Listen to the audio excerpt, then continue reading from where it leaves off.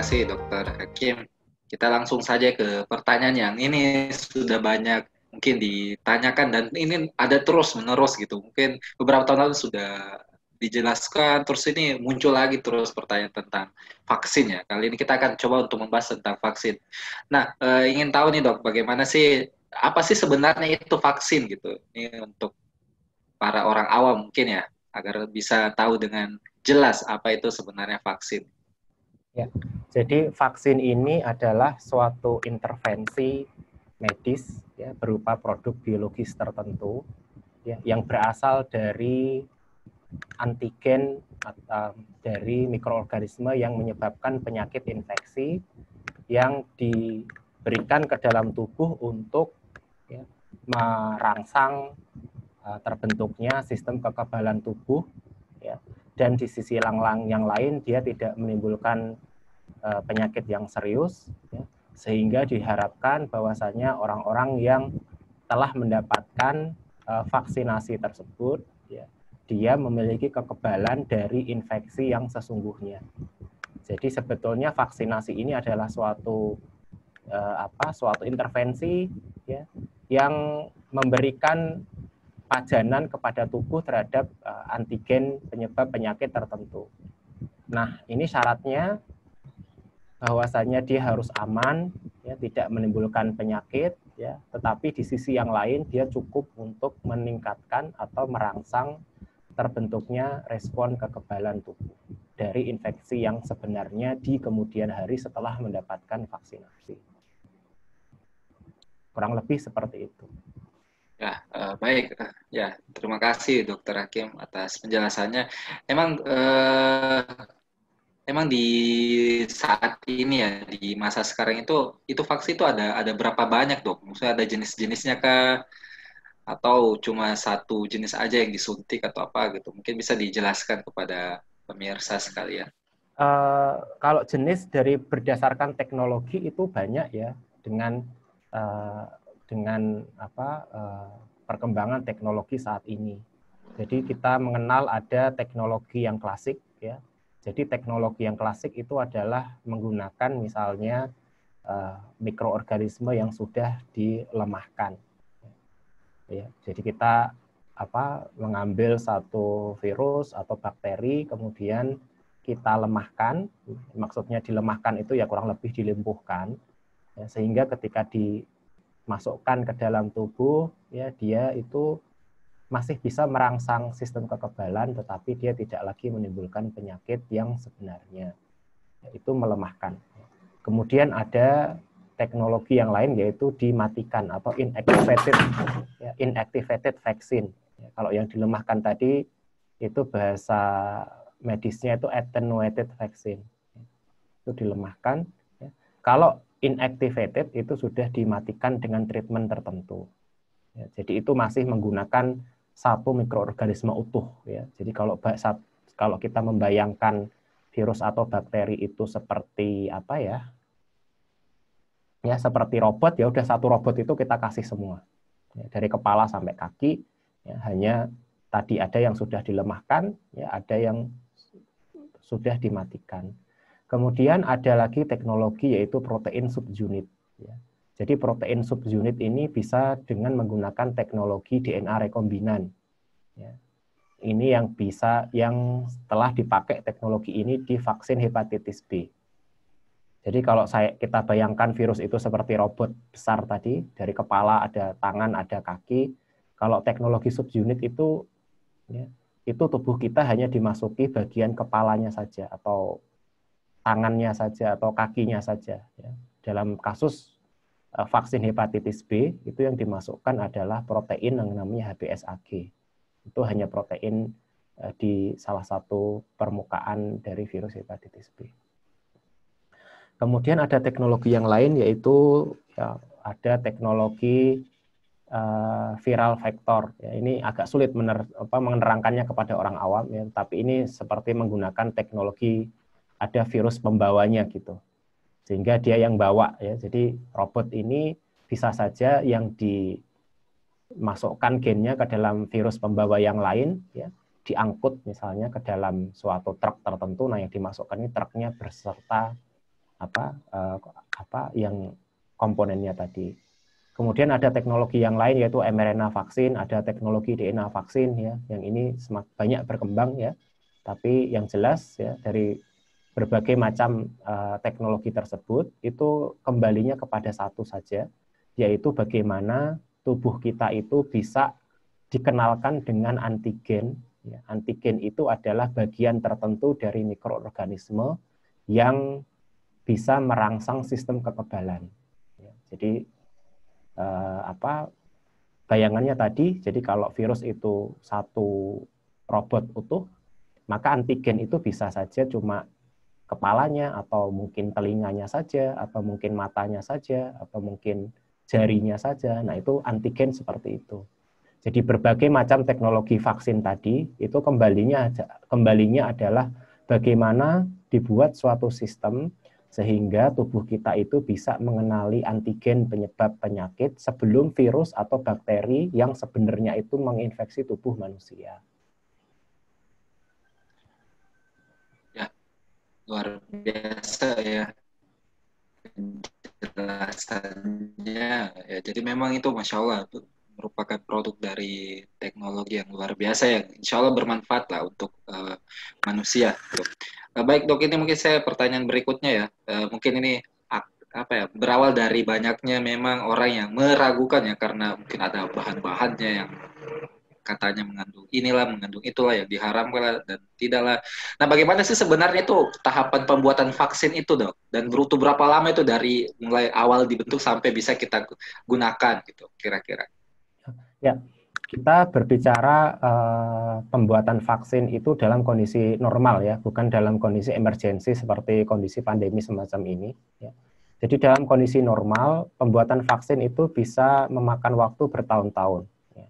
Bisa 15, bisa 20, bahkan ada sebagian pengembangan vaksin itu yang sudah lebih dari 25-30 tahun itu belum ketemu sampai sekarang vaksinnya. Contohnya vaksin untuk malaria, vaksin untuk HIV, ya, dan juga vaksin untuk penyakit-penyakit yang lain. Yaitu kita sudah dunia ilmiah atau dunia sains itu sudah melakukan penelitian untuk vaksin HIV itu sudah sangat lama ya, mungkin sampai sekarang mungkin 30 tahun lebih ya, tapi tidak ketemu vaksinnya. Nah, secara umum ya, pengembangan vaksin itu ada dua tahap ya, tahap sebelum diuji coba ke manusia dan tahap ketika kandidat vaksin itu diuji coba ke dalam tubuh manusia. Nah, tahap sebelum diuji coba ke manusia ini disebut sebagai tahap preklinik. Ya. Kemudian tahap uji coba ke manusia ini disebut sebagai tahap uji klinik. Ya. Nah, tahap preklinik itu adalah tahap seseorang peneliti, entah itu virologis, entah itu bakteriologis, ya, ahli virus, ahli bakteri, itu berusaha mencari formulasi vaksin yang tepat ya, di laboratorium. Ya. Jadi penelitiannya bisa jadi dilakukan di laboratorium, ya, misalnya di sel line yang sesuai, ya, atau di tabung percobaan, ya, kemudian diamati. Ya. Kemudian kalau ini berhasil bisa jadi meningkat ke tahap uji coba di hewan percobaan yang sesuai. Nah, ini semuanya adalah tahap preklinik yang bisa jadi ya kalau berhasil mungkin bisa cepat ya, tetapi kalau tidak berhasil ya lama ya. Akan tapi resiko kegagalan pengembangan vaksin itu sangat besar. Jadi bayangannya bisa jadi dari 100 vaksin yang dikembangkan dari tahap preklinik bisa jadi yang berhasil cuma 1 atau bahkan tidak ada yang berhasil. Itu yang harus kita pahami. Nah, kalau misalkan kita sudah memiliki data-data dari tahap preklinik yang menjanjikan, artinya di tahap preklinik ini memang terbukti menimbulkan respon kekebalan, baru diuji di manusia. Nah, uji di manusia itu tidak satu tahap saja, tetapi melewati 3 tahap sebelum disetujui untuk diedarkan. Ya, tahap yang pertama ini adalah tahap ketika pertama kali vaksin tersebut dimasukkan ke dalam tubuh manusia. Ya, karena preklinik tadi kan belum ya, preklinik tadi cuma di laboratorium dan juga di hewan percobaan. Kalau di fase 1 itu tujuannya adalah untuk mengetahui profil keamanan. Jadi tahap fase 1 itu biasanya respondennya, subjek penelitiannya tidak banyak. Ya, mungkin sekitar 100 ya 200 orang. Ya. Tujuannya hanya satu, yang utama, yaitu mengetahui profil keamanan. Ya. Kira-kira ya, kalau ini diberikan pada usia dewasa aman atau tidak. Atau kalau misalnya vaksin itu targetnya adalah pada usia anak-anak atau bahkan balita, itu nanti juga akan diberikan kepada mereka. Ya. Ini aman ataukah tidak. Jadi kalau fase 1 kok vaksin itu targetnya adalah anak-anak, biasanya fase 1 nggak langsung disuntikan kepada anak-anak dulu. Ya, tapi disuntikan pertama kali kepada atau diberikan pertama kali kepada orang dewasa. Ya, orang dewasa bisa mentoleransi ataukah tidak. Kalau berhasil baru diturunkan ke usia yang lebih bawah lagi, lebih rendah lagi. Nah, ini kalau uji fase 1 ini berhasil, ya, kemudian nanti masuk ke uji fase 2. Ya, uji fase 2 ini juga sekali lagi, tujuan utamanya adalah untuk melihat profil keamanan vaksin tersebut. Ini subjeknya lebih besar ya, dari fase 1. Kemudian tujuan yang lain adalah untuk mengetahui bukti awal apakah vaksin ini efektif ataukah tidak. Efektif itu apakah dia bisa merangsang respon kekebalan dan juga efikasi dari vaksin tersebut. Apakah betul kalau orang itu diberikan vaksin, dia lebih terlindungi dari penyakit tertentu dibandingkan dengan orang yang tidak diberikan vaksin. Jadi itu fase 2. Ini juga memakan waktu yang lama dari sejak tahap persiapan sampai selesai uji klinisnya. Kemudian fase 3 ini adalah fase penentu. Ya. Yang ini lagi-lagi ini juga meneliti profil keamanan vaksin, ya. Dan juga tujuan yang utama berikutnya adalah mengetahui apakah vaksin ini efektif ataukah tidak. Ini subjek penelitiannya jauh lebih besar daripada fase 1 dan fase 2. Ya. Kemudian secara umum ada kelompok yang diberikan vaksin dan ada kelompok yang tidak diberikan vaksin.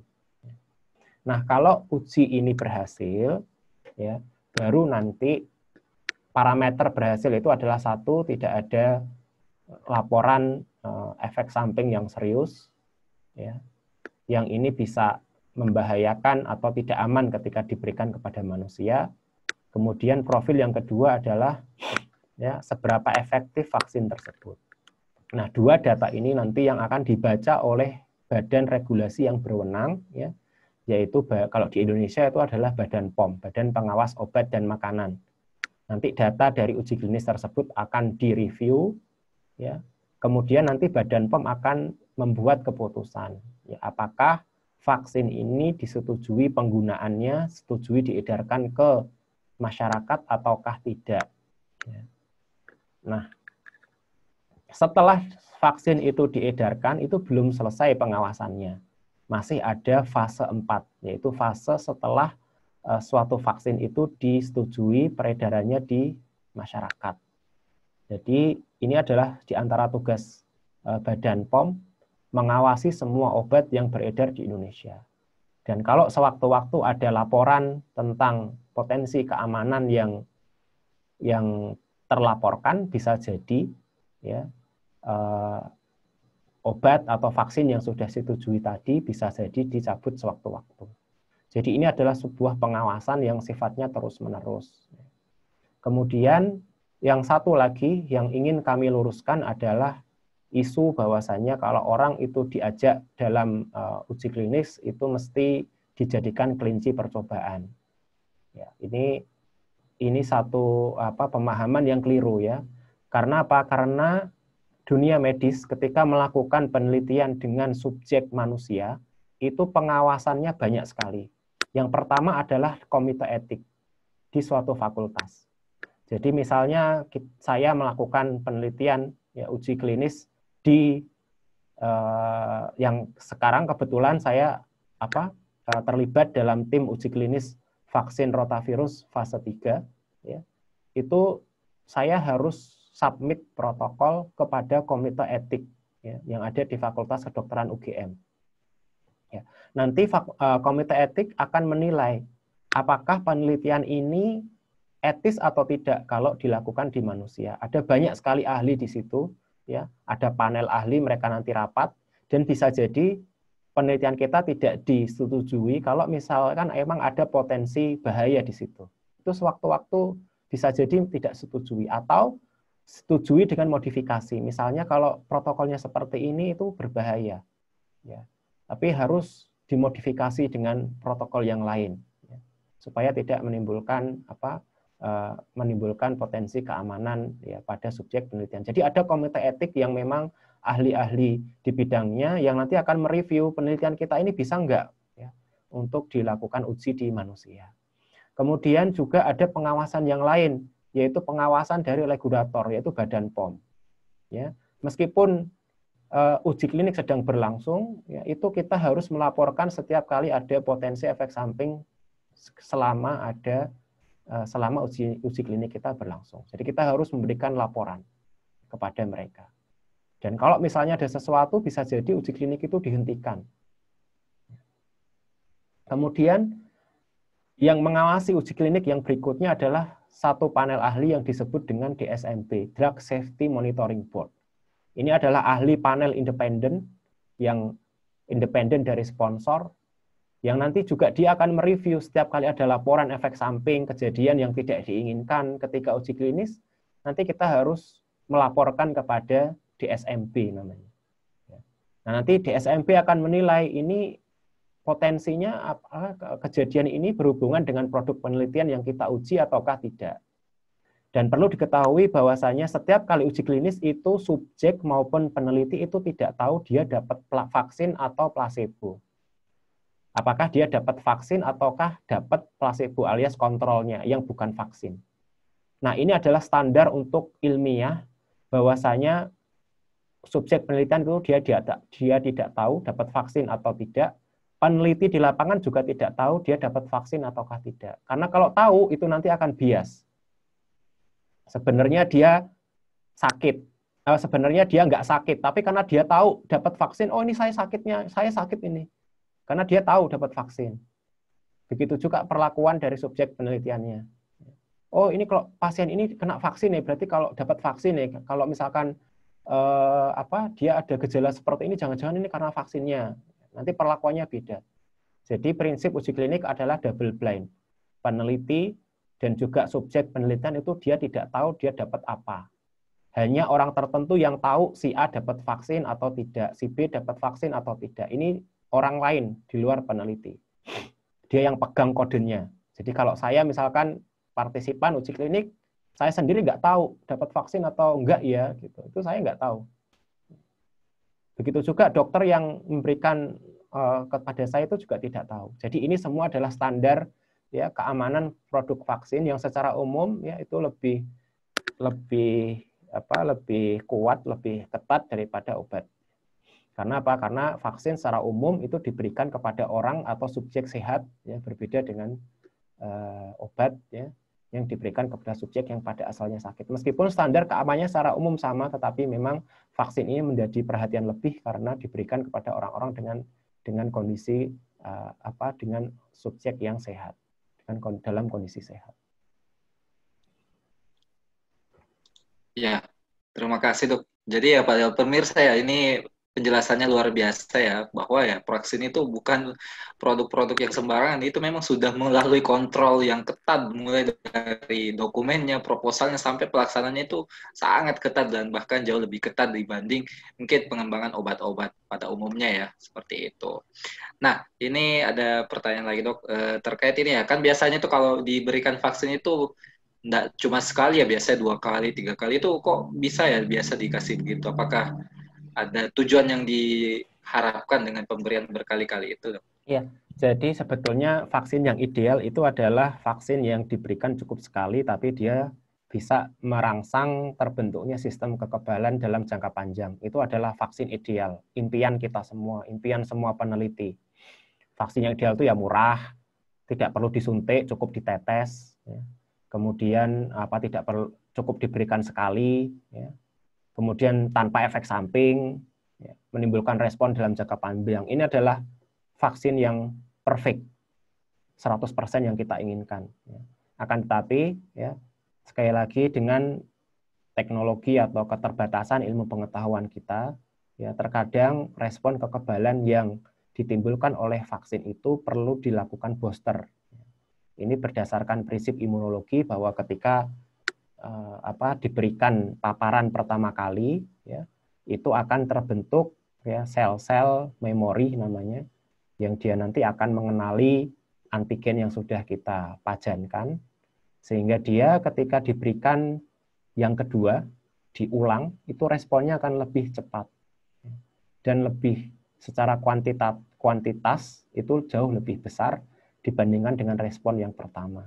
Dan juga kemudian masa hidupnya menjadi lebih panjang. Nah, ini karena sel-sel memori kita itu seperti tentara.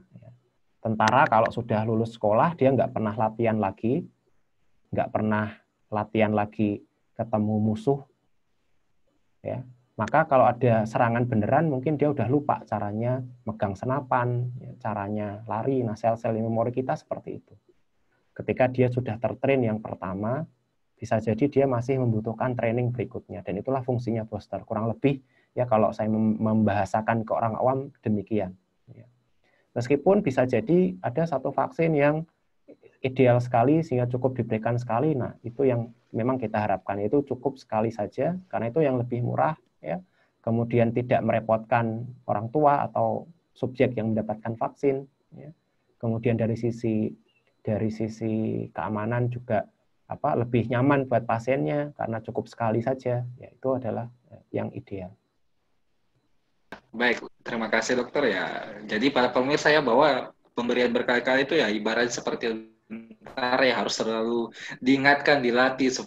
Ya baik, menarik terkait vaksin. Mungkin ada idea juga tentang bagaimana sih sejauh ini pengembangan dari vaksin untuk virus corona COVID-19 ini, dok?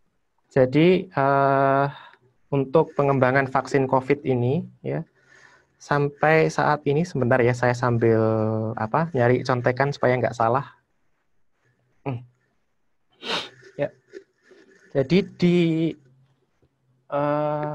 anggapan sebagian orang, ya, itu ada hoax yang beredar dulu, ya, bahwasanya wabah COVID ini adalah konspirasi dari Bill Gates, ya, untuk menjual vaksin. Dan ini dulu sempat populer, kan.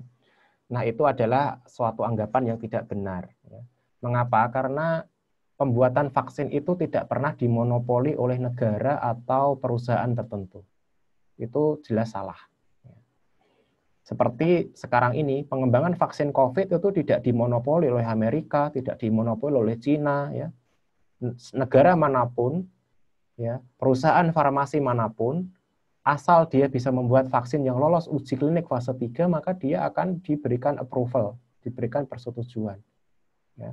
Oleh karena itu, kita juga mendengar, ya, para peneliti di Indonesia pun yang tergabung dalam konsorsium di Lembaga Biologi Molekuler Eijkman, ini juga mereka mengembangkan vaksin untuk COVID-19. Dan sampai saat ini sudah lebih dari kurang lebih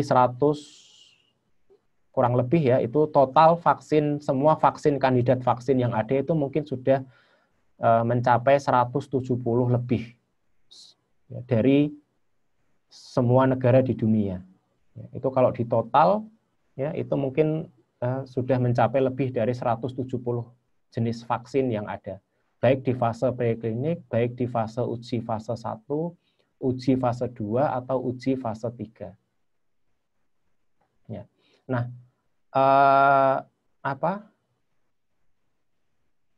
dari 170-an lebih kandidat vaksin tadi, itu yang sekarang ini berada di fase 3, ya, yang berada di fase 3, itu ada sekitar 7 kandidat.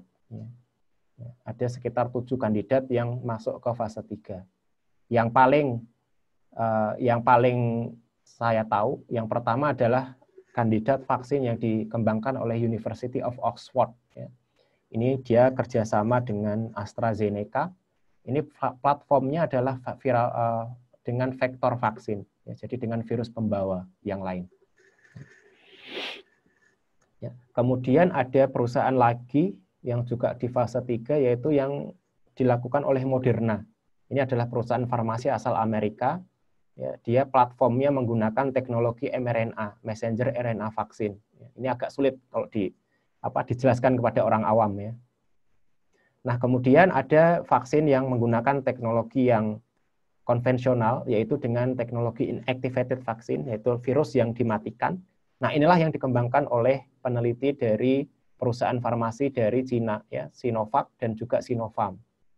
Nah, dari dua ini yang kemudian akan diuji klinis di Indonesia itu adalah perusahaan farmasi asal Cina yang kita tahu itu namanya Sinovac. Jadi Sinovac ini diantara yang akan diuji klinis yaitu kerjasama dengan PT Bio Farma dan juga para peneliti dari Fakultas Kedokteran Universitas Padjadjaran. Ya. Ini mereka akan melakukan uji klinis fase yang ketiga, ya, di 1.620 subjek, ya, mungkin di Bandung dan sekitarnya, ya, untuk menilai apakah vaksin ini betul-betul efektif ataukah tidak. Nah, saya ingin menggarisbawahi ada dua catatan penting berkaitan dengan uji klinis fase 3 ini. Yang pertama, semua vaksin yang sudah uji klinis fase 3 itu pasti berhasil. Pasti tetap ada risiko gagal. Betapa banyak vaksin yang sudah di fase 3 itu gagal. Contohnya adalah vaksin HIV. Vaksin HIV itu sudah pernah diuji klinis fase 3 di Thailand. Tapi dia gagal. Nah, ini artinya apa? Artinya kembali lagi tadi, bahwasanya jangan kemudian kita berani memastikan, oh kalau uji klinis fase 3 berarti berhasil. Itu salah pikir.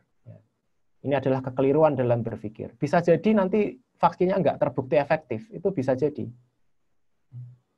Namanya juga masih uji klinis fase yang ketiga. Kemudian yang kedua, mengapa uji klinisnya kok dilakukan di Indonesia, kok nggak di Cina saja fase 3-nya? Nah, di antara cara pemilihan uji klinis adalah kita melihat bahwasanya transmisi penyakit di suatu wilayah itu masih tinggi. Dan saat ini di Indonesia itu masih tinggi sekali kasusnya. Belum ada tanda-tanda untuk penurunan kasus. Kalau vaksin ini diuji coba di Cina, itu menguji apa? Di sana kasusnya sudah melandai lama dengan adanya lockdown yang sangat efektif. Ya, pemerintah Cina mau lockdown besar-besaran, sehingga kasusnya di sana sudah semakin menghilang. Ya. Kalau misalkan kasusnya sudah sedikit, itu tidak bisa diuji coba vaksinnya di wilayah tersebut, karena tidak bisa dibandingkan ya, antara kejadian dan tidaknya. Makanya diujikan di Indonesia. Dan Indonesia bukan satu-satunya tempat uji klinis fase 3. Ada negara-negara lain yang juga berpartisipasi. Yang negara yang lain adalah Brazil. Brazil masih tinggi kasus COVID-nya. Ya, sehingga kalau di sana ada uji coba vaksin, itu jelas efeknya. Ya, di negara-negara yang transmisinya tinggi, ketika diberikan vaksin, itu jelas nanti bedainnya. Oh, ini vaksinnya efektif ataukah tidak. Orang divaksin itu masih kena COVID ataukah tidak. Orang yang tidak divaksin, seberapa besar peluangnya dia terkena COVID. Nah, ini kan sesuatu yang lebih mudah untuk dilihat. Ini juga di antara sebab yang lain mengapa dulu vaksin SARS dan vaksin MERS itu akhirnya tidak bisa dikembangkan lebih lanjut. Ya. Kita dulu kan pernah wabah SARS yang pertama 2002-2003, ya, dan juga wabah MERS ya, 2012. Ya, itu kan vaksinnya juga tidak dikembangkan lebih lanjut. Mengapa? Karena kasusnya sudah tidak ada. Ya, kalau kasusnya sudah ada, ya buat apa dibikin vaksinnya? Wong tanpa vaksin juga sudah reda kasusnya. Beda dengan COVID yang sekarang ini, di mana mungkin ya kita bisa jadi kita mengandalkan vaksin ini untuk membentuk imunitas kelompok atau herd immunity, ya bukan melalui infeksi alamiah. Baik, terima kasih dok atas penjelasan ini, mungkin yang sekaligus yang terakhir ya dari kami. Bagaimana sih dokter melihat ini harapan dari vaksin corona gitu untuk masa depan? Kira-kira ya mungkin ada perkiraannya berapa lama kemudian baru kita bisa mendapatkan manfaat dari vaksin tersebut. Dan sekaligus nanti bisa di sesi penutup itu dokter memberikan ujangan ataupun juga pesan-pesan kepada masyarakat umum ya terkait dengan isu vaksin, terutama vaksin corona ini? Ya kalau dari sisi bagaimana ke depan, ya Silakan dokter. kita masih menunggu bagaimana hasil uji klinis dari fase yang ketiga yang akan dikerjakan oleh teman-teman di FK Unpad ya. Tapi memang semalam saya sempat baca itu publikasi dari vaksin Sinovac ini. Jadi mereka sudah publikasi hasil prekliniknya itu di Jurnal Science, itu salah satu jurnal terkemuka dalam bidang medis ya. Bagaimana mereka mengembangkan vaksin ini ya, yang itu dari salah satu virus SARS-CoV-2 yang beredar di Cina, tapi kemudian setelah diberikan ini, kemudian hewan percobaannya itu diberikan infeksi dari virus selain yang ada di Cina. Jadi diberikan virus SARS-CoV-2 yang diisolasi dari Italia, dari Spanyol, dari UK, ya. Dan ternyata memang efeknya protektif. Nah, ini yang kita belum bisa tahu bagaimana ke depan, apakah secepat apa, karena sekali lagi namanya uji klinis itu masih ada kemungkinan untuk gagal, ya, kita berkaca pada uji klinis fase 3 untuk vaksin-vaksin yang lain. Ya. Akan tapi kalau misalkan rekrutmen subjeknya ini berjalan secara lancar ya 1.620 itu bukan jumlah yang sedikit ya untuk sebuah uji klinis, itu besar. Kita harus mengelola data sebanyak itu. Dan kalau memang nanti itu uji klinisnya itu bisa segera dimulai, kemudian memang nanti hasil analisnya terbukti memang menimbulkan atau merangsang respon kekebalan yang efektif, ya. Kemudian dengan efek samping yang minimal, ya kita berdoa semoga tidak lama setelah uji klinis tersebut, kemudian direview oleh teman-teman di Badan POM, dan kita bisa mendapatkan vaksin ini, ya terutama setelah diproduksi massal ya. Itu yang perlu saya tekankan, dan juga kita tidak bisa lagi bergantung pada terbentuknya antibodi secara alami, ya. Karena sudah banyak sekali jurnal penelitian ilmiah menunjukkan bahwasanya kalau seseorang itu terinfeksi COVID secara alamiah, itu ternyata antibodinya tidak bertahan lama. 2-3 bulan itu sudah akan hilang. Nah, ini yang nanti menjadi PR kita bersama. Nanti kita lihat nanti ketika vaksin ini diberikan, ya harusnya antibodinya bisa bertahan lebih lama, ya, terutama kalau nanti ada boosternya, dan juga diberikan adjuvan yang sesuai. Nah, ini data-data ini nanti yang yang harus kita cermati saat hasil uji klinisnya sudah keluar ya, dan kita berdoa ya sama-sama semoga ini lancar, teman-teman di FK Unpad juga mendapatkan kekuatan ya, kelancaran, kemudahan sehingga uji klinisnya ini sesuai mendapatkan data hasil keamanan dan juga efektivitas yang kita inginkan bersama. Dan juga kepada masyarakat ya, tidak seharusnya untuk mudah sekali terprovokasi oleh berita-berita yang tidak benar ya. Harus selalu cek dan cross check kepada sumber-sumber yang kredibel ya, sehingga ya tidak mudah terbawa arus-arus informasi yang menyesatkan. Mungkin itu yang bisa saya sampaikan. Ya baik, jazakallah khair kepada Dr. Hakim atas penjelasan dan juga informasinya yang sangat berharga ya. Saya juga banyak mendapatkan informasi baru dari dokter gitu. Dan sekianlah pertemuan kita dengan Dr. Hakim. Mudah-mudahan ini bisa menambah wawasan kita dan juga bisa membuat kita lebih tepat ya dalam menyikapi isu-isu, terutama isu tentang pandemi COVID-19 ini. Sekian dari saya. Assalamualaikum warahmatullahi wabarakatuh.